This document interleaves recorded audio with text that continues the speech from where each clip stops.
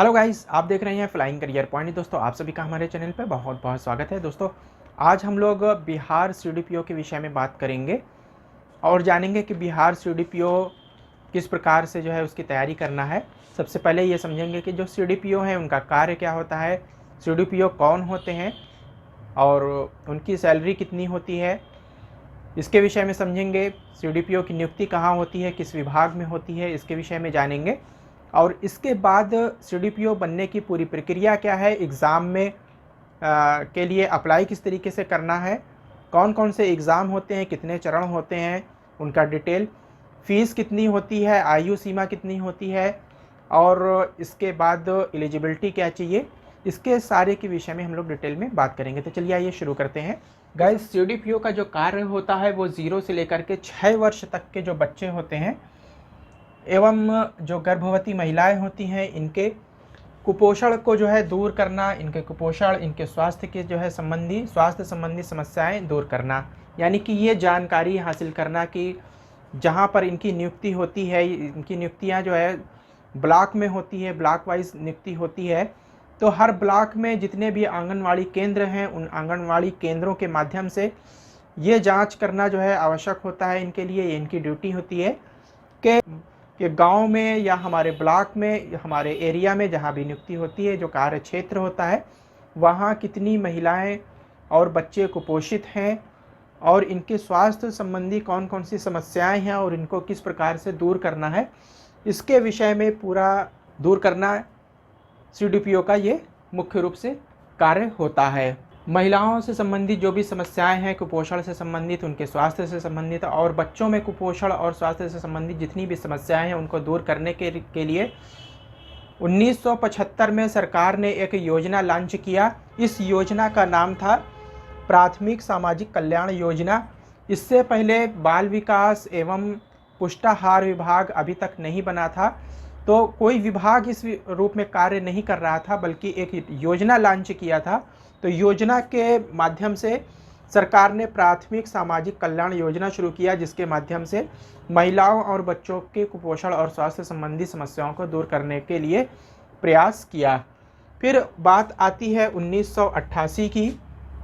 1988 यहाँ पे बाल विकास एवं पुष्टाहार विभाग इसकी स्थापना किया और इसका मुख्य उद्देश्य था शिशु और बाल मृत्यु दर को कम करना और तथा मातृ स्वास्थ्य परिणामों में सुधार लाना। ये इसका मुख्य उद्देश्य रहा है। इसके बाद बात कर लेते हैं कि ये योजना जो है किस प्रकार से शुरू हुई।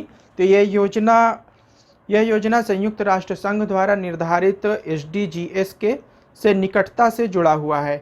आंगनवाड़ी केंद्रों को बच्चों, किशोरियों और गर्भवती महिलाओं के पोषण और स्वास्थ्य संबंधी पोषण मुद्दों के लिए स्थानीय संपर्क केंद्र के रूप में विकसित किया गया।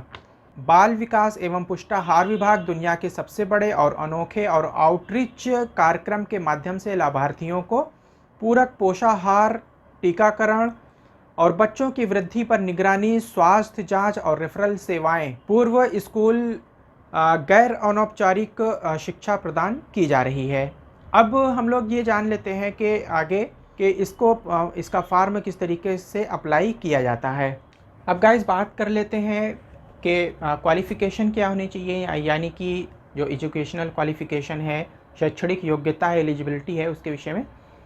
तो जो शैक्षणिक योग्यता है वो स्नातक होना चाहिए। आपके पास किसी भी मान्यता प्राप्त विश्वविद्यालय से, भारत के किसी भी मान्यता प्राप्त विश्वविद्यालय से आपके पास स्नातक, यानी कि किसी भी स्ट्रीम में, किसी भी विषय में अगर आप ग्रेजुएट हैं, यानी कि BA, BSc, BCom या इसके समकक्ष अगर आपके पास कोई भी स्नातक डिग्री है तो आप अप्लाई कर सकते हैं। इसके बाद एज की बात कर लेते हैं। तो 21 से 37 वर्ष अनारक्षित पुरुषों के लिए जो अनारक्षित हैं, जो सामान्य कैटेगरी से हैं, तो वो 21 से 37 वर्ष तक के अगर उनकी आयु है तो वो अप्लाई कर सकते हैं। इसके बाद पिछड़ा वर्ग, अत्यंत पिछड़ा वर्ग, पिछड़े वर्ग की महिला और अनारक्षित महिला। यहाँ पर अनारक्षित महिलाएं भी हैं जो सामान्य कैटेगरी से आती हैं। और इसके अलावा पिछड़े वर्ग, पिछड़ा वर्ग के लोग स्त्री हो या पुरुष हो, अत्यंत पिछड़ा वर्ग स्त्री या पुरुष हो, और पिछड़े वर्ग की महिला है या अनारक्षित महिला भी यहाँ पर शामिल है। पिछड़े वर्ग की महिलाएं और सामान्य कैटेगरी की महिलाएं भी जो हैं वो 40 वर्ष तक अप्लाई कर सकती हैं। इसके बाद SC ST के पुरुष और महिला, मेल फीमेल दोनों, अगर SC वर्ग से जो है बिलोंग करते हैं या ST वर्ग से बिलोंग करते हैं, पुरुष हो या महिला हो दोनों, ये 42 वर्ष तक की अगर उनकी उम्र है तो वो अप्लाई कर सकते हैं। चयन प्रक्रिया किस प्रकार से होगी इसके विषय में हम लोग जान लेते हैं। जो चयन प्रक्रिया है, तो सबसे पहले प्रारंभिक परीक्षा होगी, यानी कि प्री एग्ज़ाम होगा। इसमें एक ही पेपर होगा। प्री में कुल एक पेपर देना है। पहला है सामान्य ज्ञान, जिसे जनरल स्टडी कहते हैं, ये एक पेपर देना है। ये जो टोटल मार्क्स होगा ये 150 नंबर का ये पेपर होगा। और जो टोटल क्वेश्चन होंगे, यानी कि जो प्रश्नों की संख्या होगी वो भी 150 होंगे। इस प्रकार से एक क्वेश्चन 1 नंबर का हो जाएगा। इसमें जो समय मिलेगा ये 2 घंटे का मिलेगा। और परीक्षा की जो प्रकृति होगी, जो उसका स्वरूप होगा, वो वस्तुनिष्ठ यानी कि ऑब्जेक्टिव टाइप क्वेश्चन इसमें पूछे जाएंगे। 4 प्रश्न, एक प्रश्न के 4 विकल्प दिए जाएंगे, उसमें से जो एक सही होगा उसको भरना होगा उसमें। इसके बाद निगेटिव मार्किंग की बात करते हैं, तो निगेटिव मार्किंग इसमें नहीं है। इसके बाद जो लोग इसमें इस प्री को क्वालिफाई कर लेंगे तो वो मेंस में पहुंचेंगे। अच्छा, चयन प्रक्रिया में सिर्फ इसको क्वालिफाई करना है प्री एग्ज़ाम को। इसमें जो आपके मार्क्स आएंगे वो आपके चयन प्रक्रिया की जो मेरिट बनेगी उसमें जुड़ेंगे नहीं। सिर्फ आपको मेंस एग्ज़ाम में पहुंचने के लिए इस प्री एग्ज़ाम को पास करना है। बाकी इसके मार्क्स आगे आपकी चयन प्रक्रिया में इनकी भागीदारी नहीं होगी। जो मेरिट बनेगी वो मुख्य परीक्षा के जो आपके नंबर होंगे, जो उनके पेपर होंगे, वो कौन कौन से होंगे अभी हम बात करते हैं। तो जो मुख्य परीक्षा में आप जो भी नंबर लाएंगे, उन मुख्य परीक्षा और इंटरव्यू, इनके मार्क्स की जो है मिला करके जो है एक मेरिट तैयार की जाएगी। उस मेरिट के आधार पर आप लोगों का चयन होगा। प्री का कोई नंबर आगे मेरिट में आपके जो है चयन में आपके उन प्री के नंबरों के कोई रोल नहीं है। सिर्फ रोल इतना है कि आपको मेंस एग्ज़ाम में बैठने के लिए प्री एग्ज़ाम क्वालिफाई करना ज़रूरी है, ठीक है ना। क्योंकि होता क्या है कि जो प्री एग्ज़ाम में अप्लाई करने वाले होते हैं वो कई लाखों की संख्या में लोग अप्लाई करते हैं, जो उस परीक्षा मेंस एग्ज़ाम में बैठने के योग्य नहीं होते हैं। तो ऐसे छात्रों को आयोग पहले ही बाहर करने की कोशिश करता है कि जो उस परीक्षा में मेंस एग्ज़ाम में बैठने के लायक नहीं है। तो ये एक प्रक्रिया अपनाई जाती है, इसलिए परीक्षा जो है प्री एग्ज़ाम रखा गया है, ताकि जो उसके योग्य नहीं है वो पहले ही बाहर हो जाए। फिर जो मुख्य परीक्षा लिखने के योग्य हैं उन्हीं को आयोग मुख्य परीक्षा लिखने का अवसर देता है। तो ये परीक्षा जो है प्री एग्ज़ाम सिर्फ इसीलिए रखी गई है। तो यहाँ पर इसके नंबरों का चयन प्रक्रिया में आगे मेरिट में नंबर इसके नहीं जुड़ते हैं, इसका कोई मतलब नहीं है। अब मुख्य परीक्षा में सबसे पहला जो पेपर होता है ये है सामान्य हिंदी। सामान्य हिंदी, इसके जो ये नंबर है ये 100 नंबर का होता है। सामान्य हिंदी 100 नंबर का, और इसमें 30 नंबर, यानी कि ये भी, इसके नंबर भी मेरिट में नहीं जुड़ते हैं। मुख्य परीक्षा का जो सामान्य हिंदी का पेपर है 100 नंबर का होता है। इसमें सिर्फ क्वालिफाई करना होता है, और क्वालिफाई करने के लिए सिर्फ 30% यानी कि 30 नंबर इसमें लाना आवश्यक है। आपको क्वालिफाई करना आवश्यक है बस सामान्य हिंदी के पेपर को, बाकी इसका नंबर उसमें मेरिट में नहीं जुड़ता है। अब जो मेरिट बनेगी वो बनेगी सामान्य अध्ययन का। इसके बाद दूसरा पेपर होगा सामान्य अध्ययन मुख्य परीक्षा में। सामान्य अध्ययन का पेपर फर्स्ट, ये 300 नंबर का होगा। और उसके बाद सामान्य अध्ययन सेकंड पेपर है, ये भी 300 नंबर का होगा। और ये 3 घंटे का, हिंदी का पेपर भी 3 घंटे का होगा। और सामान्य अध्ययन का जो फर्स्ट पेपर होगा ये भी 3 घंटे का होगा, और सामान्य अध्ययन सेकंड पेपर ये भी 3 घंटे का होगा। इसके बाद अब ये जो तीनों पेपर हैं, सामान्य हिंदी, सामान्य अध्ययन फर्स्ट, सामान्य अध्ययन सेकंड, ये तीनों अनिवार्य विषय हैं। ये तीनों अनिवार्य विषय हैं, इनको सभी लोगों को इसको देना है, कोई इसको छोड़ नहीं सकता है। इसके बाद 4 सब्जेक्ट और दिए जाते हैं, इसमें से कोई एक सब्जेक्ट चूज़ करना होता है, यानी कि ये वैकल्पिक विषय है। तो इसमें से कौन कौन से विषय हैं? गृह विज्ञान, मनोविज्ञान, समाजशास्त्र और श्रम एवं समाज कल्याण, ये 4 विषय हैं। इसमें से कोई एक जो है, कोई एक जो है चूज़ करना है, किसी एक पेपर का किसी एक विषय पे परीक्षा देना है। कोई भी एक इसमें चूज़ करना है और किसी चारों में से कोई एक चूज़ करेंगे और ये भी 300 अंक का होगा। ये भी 300 नंबर का है और 3 घंटा इसका टाइमिंग जो होगा वो भी 3 घंटे का है। तो इस प्रकार से अब मार्क्स अगर इसके जोड़ते हैं तो 300 सामान्य अध्ययन फर्स्ट पेपर का 300 नंबर, सामान्य अध्ययन सेकंड का 300 नंबर, और ये 4 विषयों में से कोई एक विषय जब चूज़ करेंगे तो एक विषय जो भी देंगे वो भी जो है 300 नंबर का होगा। टोटल 3 घंटे, सब 3-3 घंटे के ही हैं। हिंदी भी 3 घंटा, सामान्य अध्ययन फर्स्ट, सामान्य अध्ययन सेकंड, ये सब 3-3 घंटे के अलग अलग 3-3 घंटा मिलेगा। और फिर इसके बाद 3 घंटे का यहाँ पर ये जो 4 वैकल्पिक विषय लेंगे ये भी 3 घंटे का होगा, 300 नंबर का 3 घंटे का। इसके बाद जो साक्षात्कार होगा इंटरव्यू, ये 120 नंबर का होगा।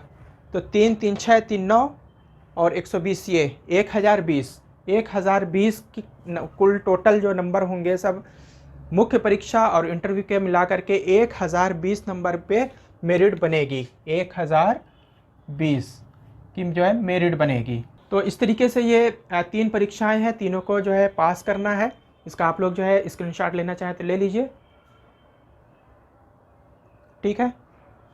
तो ये स्ट्रक्चर है पूरा एग्ज़ाम प्रक्रिया। ये जो लोग पास कर लेंगे, प्री पास कर लेंगे, उसके बाद मेंस देना होगा, मेंस पास करने के बाद इंटरव्यू होगा। इंटरव्यू में जो भी आपके ये सब्जेक्ट है, इसमें से जो भी आप सिलेक्ट करते हैं, गृह विज्ञान, मनोविज्ञान, समाजशास्त्र, श्रम एवं समाज कल्याण, इसमें से जो भी आप सब्जेक्ट रखेंगे, इन्हीं विषयों से संबंधित आपको बहुत सारे सवाल किए जाएंगे इंटरव्यू में। तो आप लोगों को जो भी सब्जेक्ट चूज़ करें उसकी बहुत अच्छी तरीके से तैयारी करें। इसके अलावा जो सामान्य अध्ययन फर्स्ट पेपर और सामान्य अध्ययन सेकंड पेपर है, यहाँ से भी आपके कुछ क्वेश्चन पूछे जा सकते हैं इंटरव्यू में।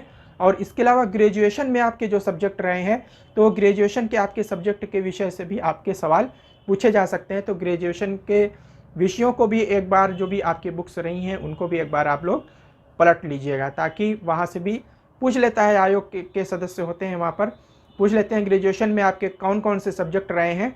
अगर जो भी नाम बताते हैं, इतिहास रहा है, ज्योग्राफी रहा है, तो वहाँ से भी क्वेश्चन कभी कभी आयोग में जो सदस्य बैठे होते हैं वो क्वेश्चन पुटअप कर लेते हैं कि आपके पास ये सब्जेक्ट रहा है तो बताइए यहाँ पर से आपने क्या पढ़ा था ग्रेजुएशन में। तो ये कभी कभी जो है हो जाता है, लेकिन ज़्यादातर जनरल स्टडी और ये जो वैकल्पिक विषय हैं यहाँ से क्वेश्चन आयोग पुटअप करता है। इसके अलावा जो CDPO के जो कार्य हैं उनसे संबंधित आप और भी ज़्यादा जो है इंटरनेट पे अगर चाहें तो आप लोग पता कर लीजिए। बाकी जो मुख्य बातें थी कि उनकी स्थापना कब हुई और CDPO के कार्य क्या है, कहाँ नियुक्ति होती है, बाल विकास पुष्टाहार विभाग होता है, बाल विकास सेवा एवं पुष्टाहार विभाग, ये इसका नाम है पूरे विभाग का। गाँवों में जो गाँवों को मिला कर के ब्लॉक बनता है, वो उस हर ब्लॉक में इनकी नियुक्ति होती है। और जो आंगनवाड़ी केंद्र के माध्यम से गांवों में महिला एवं बच्चों के विकास के लिए उनके पोषण संबंधी जो समस्याएं होती हैं उनको दूर करना इनका कार्य होता है। 0 से लेकर के 6 वर्ष तक के बच्चों को में पोषण और उनकी शिक्षा से संबंधित जो भी समस्याएं होती हैं गांवों में उनको दूर करना, और जो गर्भवती महिलाएं हैं उनको जो है समय से चिकित्सा प्रदान करना, ये सारी चीज़ें इनके CDPO का ये मुख्य रूप से ये कार्य होता है। अब इस विभाग का प्रशासनिक ढांचा क्या होता है इसके विषय में बात कर लेते हैं। बाल विकास सेवा एवं पुष्टाहार विभाग और इसका प्रशासनिक ढांचा, यहाँ पे सबसे जो बड़ा अधिकारी होता है वो ज़िला कार्यक्रम अधिकारी होता है। इसको DPO कहते हैं, डिस्ट्रिक्ट प्रोजेक्ट ऑफिसर, इसको DPO बोलते हैं। और ये भी PCS अधिकारी होता है, क्योंकि PCS परीक्षा के तहत इनका सिलेक्शन होता है। यहाँ पर जो भी परीक्षा होती है CDPO के लिए, ये मुख्य रूप से अगर बिहार की बात करें तो बिहार में कई बार ज़्यादातर वैसे PCS के माध्यम से इसका जो है परीक्षा होती है, PCS की परीक्षा होती है, इसलिए PCS अधिकारी कहलाते हैं। कभी कभी कुछ वैकेंसी PCS के अलावा भी डायरेक्ट आयोग निकाल देता है, तो वो अलग बात है कि किस माध्यम से सिलेक्शन हो रहा है। अगर PCS परीक्षा के माध्यम से होगी तो उसको PCS अधिकारी बोलेंगे। तो यहाँ पे जो ये DPO होता है, ज़िला कार्यक्रम अधिकारी, ये PCS अधिकारी होता है, क्योंकि इनकी जो नियुक्ति होती है, इनका जो चयन प्रक्रिया है, ये पूरा PCS परीक्षा के माध्यम से ये क्वालिफाई करके चयन किया जाता है इनका। इनके बाद इनके नीचे जो होता है दूसरे नंबर का जो अधिकारी होता है ये अपर सांख्यिकी अधिकारी कहलाता है। तीसरे नंबर पे जो होते हैं अधिकारी जिनके विषय में बात कर रहे थे, ये है बाल विकास परियोजना पदाधिकारी CDPO। इनके लिए भी पीसीएस की परीक्षा होती है। यूपी में भी पीसीएस की परीक्षा के माध्यम से इनका चयन होता है और बिहार में भी पीसीएस की परीक्षा के माध्यम से चयन किया जाता है।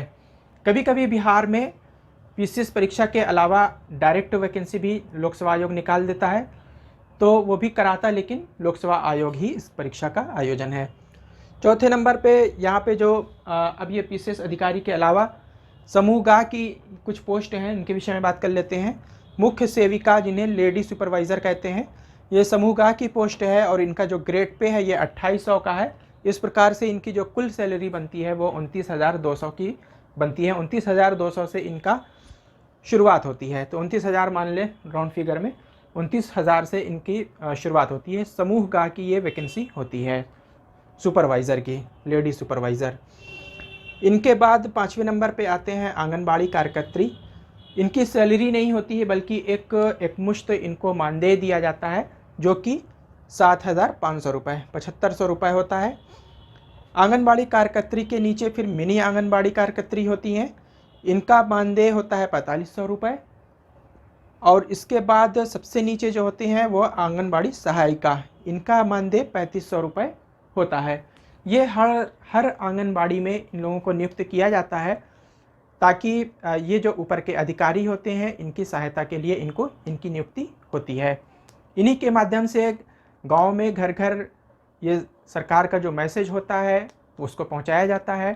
कौन महिला जो है कहाँ बीमार है उनको हॉस्पिटल में पहुंचाना, 0 से लेकर के 6 वर्ष तक के बच्चों को उनके कुपोषण, और जो किशोरियाँ होती हैं, किशोरी और गर्भवती महिलाएं होती हैं, उनको जो है पोषण प्रदान करना, उनकी स्वास्थ्य संबंधी समस्याओं को दूर करना, इन कार्यकर्त्री के माध्यम से, इन आंगनबाड़ी कार्यकर्त्री के माध्यम से ये कार्य किए जाते हैं। इसके बाद है कि जो आंगनबाड़ी कार्यकर्त्री जो प्रमोशन होता है, तो ये प्रमोट होकर के 50% प्रमोट की जाती हैं आंगनबाड़ी कार्यकर्त्री, और प्रमोट करके सुपरवाइज़र बनाया जाता है, लेडी सुपरवाइज़र बनाया जाता है। 50% में ही वैकेंसी आती है नए सिरे से, और 50% जो सुपरवाइज़र बनती हैं वो आंगनबाड़ी कार्यकर्त्री।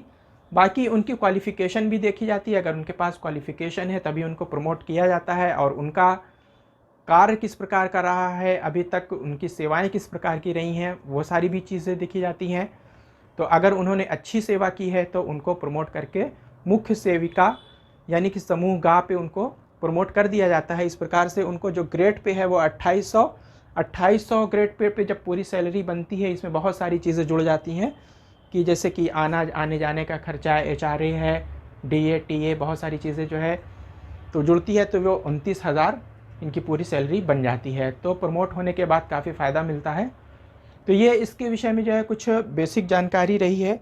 आरक्षण के विषय में जो है कुछ नॉलेजेबल कुछ चीज़ें हैं जो कि बता देते हैं कि आरक्षण का लाभ केवल बिहार के जो मूल निवासी हैं और जो SC ST OBC की कैटेगरी में आते हैं और जो महिलाएं हैं उन्हीं को प्राप्त होगा।